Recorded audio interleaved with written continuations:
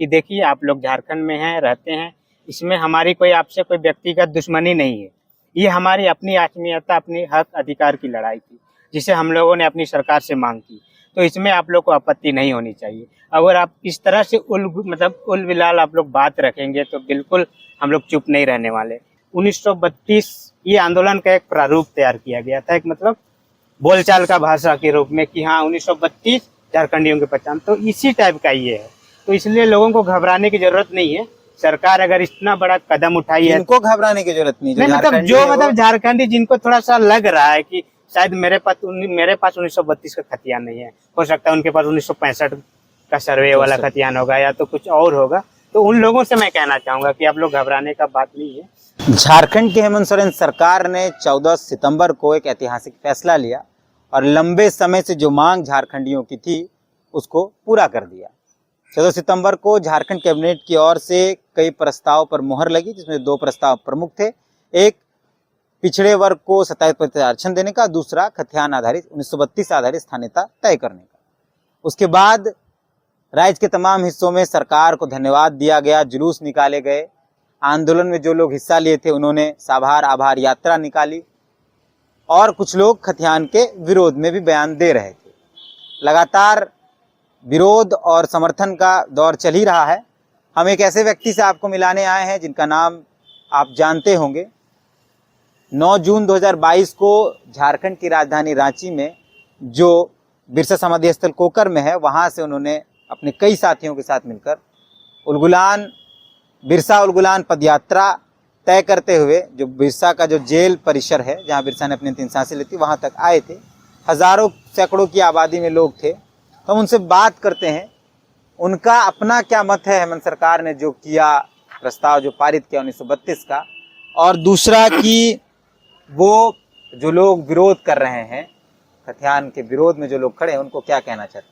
क्या गोविंद भैया, आंदोलन कर रहे थे, सरकार ने आप लोगों के आंदोलन को सुना, क्या कहें।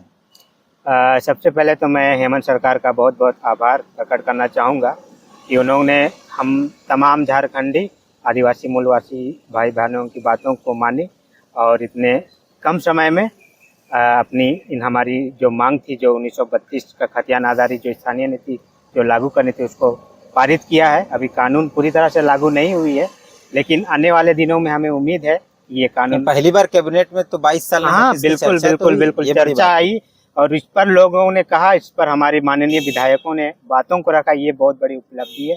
तो इसके लिए सबसे पहले मैं झारखंड सरकार को, विशेषकर हेमंत सरकार को बहुत बहुत आभार प्रकट करता हूँ।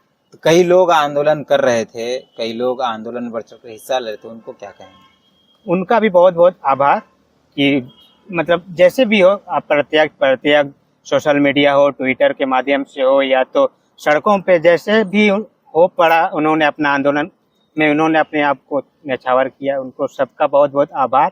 आप सबों का, ये पूरा झारखंडियों का एक जीत है और इसमें हम लोग आने वाले दिन की जीत। कई लोग विरोध भी कर रहे हैं।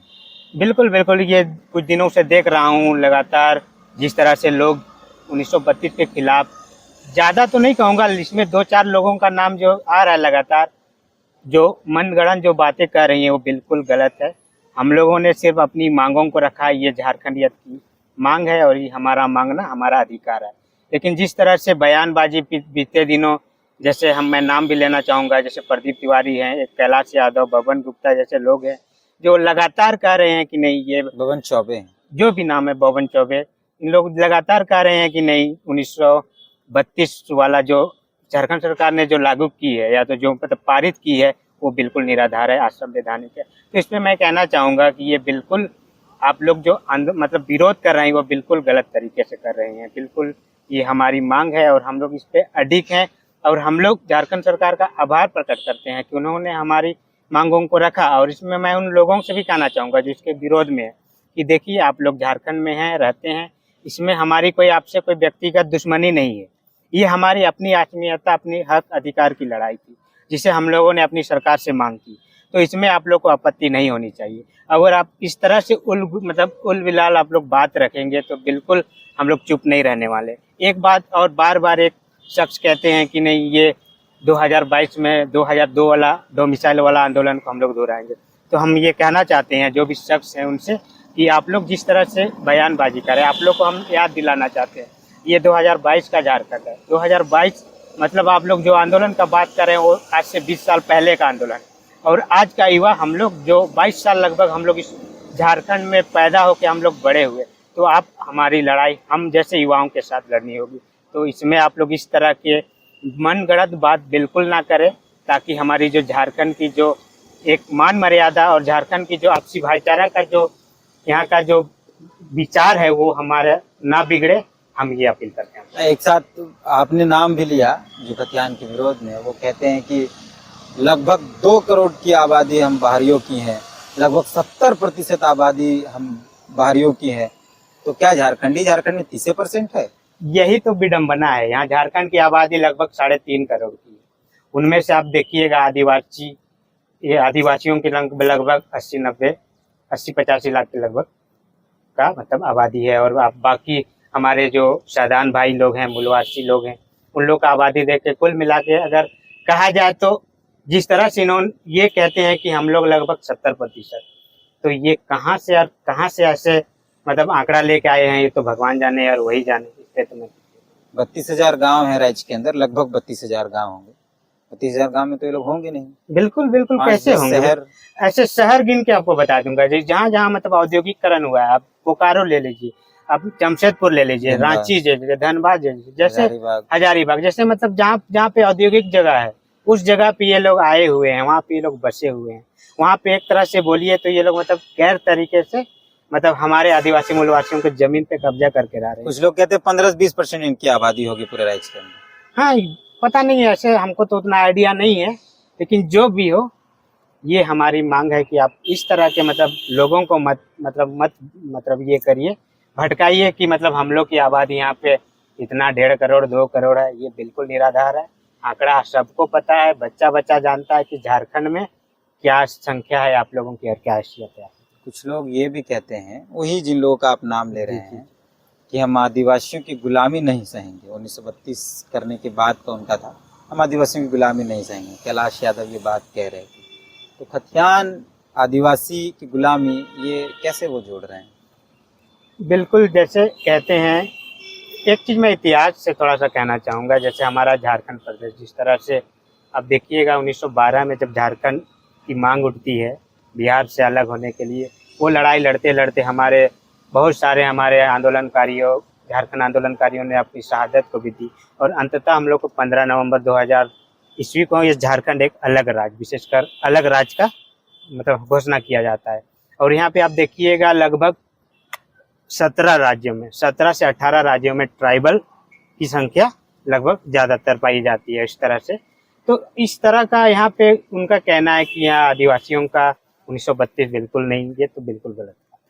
1932 से आदिवासी को फायदा है? नहीं, इसमें हमारे जो लोकल लोग हैं यहाँ पे, साधारण हो, मूलवासी हो, आदिवासी हो, जिनका भी 1932 का आधारित, ये भी नहीं कहा जा रहा है कि 1932 ही मतलब आपके पास खतियान है, चाहे वो 1935 का हो, चाहे 1964 का हो, अगर आपके पास अभी तो 32 की बात हो रही है, लेकिन कहा यह जा रहा है कि विधानसभा के अंदर इस पर इस पर चर्चा होगी। तो लोग, एक चीज मैं ये भी कहना चाहूंगा कि जिस तरह से लोग अभी कंफ्यूज हो रहे हैं कि नहीं, मैं जहां तक अपनी अल्प बुद्धि में मैं जहां तक समझ पाया हूँ कि जो 1932 लोग डर रहे हैं कि नहीं, अगर मेरे पास 1932 का खतियान है तो शायद मैं भी भारी हो जाऊंगा, तो ऐसा कुछ नहीं है। अभी शायद हमारा आने वाला जब सत्र शुरू होगा उसमें इस बातों को रखी जाएगी, उसमें सारा मतलब चीजों को देखा जाएगा कि हाँ भाई किस क्षेत्र में। अब कोल्हान क्षेत्र का जाइएगा, वहाँ का कुछ अलग है। अब जाइएगा संथाल परगना क्षेत्र का 1948 अभी एक प्रारूप रखा गया है विधानसभा के दौरान। बिल्कुल।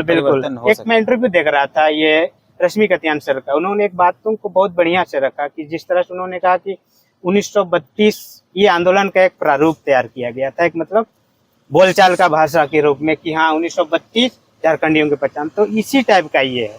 तो इसलिए लोगों को घबराने की जरूरत नहीं है। सरकार अगर इतना बड़ा कदम उठाई है, इनको घबराने की जरूरत नहीं, मतलब झारखंडी जिनको थोड़ा सा लग रहा है कि शायद मेरे पास 1932 का खतियान नहीं है, हो सकता है उनके पास 1965 का सर्वे वाला खतियान होगा या तो कुछ और होगा, तो उन लोगों से मैं कहना चाहूंगा कि आप लोग घबराने का बात नहीं है। सरकार हमारी है और सरकार ने जरूर इसमें सर्वे की होगी, जरूर आंकड़ा तैयार किया होगा, तब जाके इतना बड़ा निर्णय लिया है। तो हम लोग को धैर्य रखना होगा और आने वाले दिन में जरूर इसका हम लोग को पॉजिटिव परिणाम मिलने वाला है।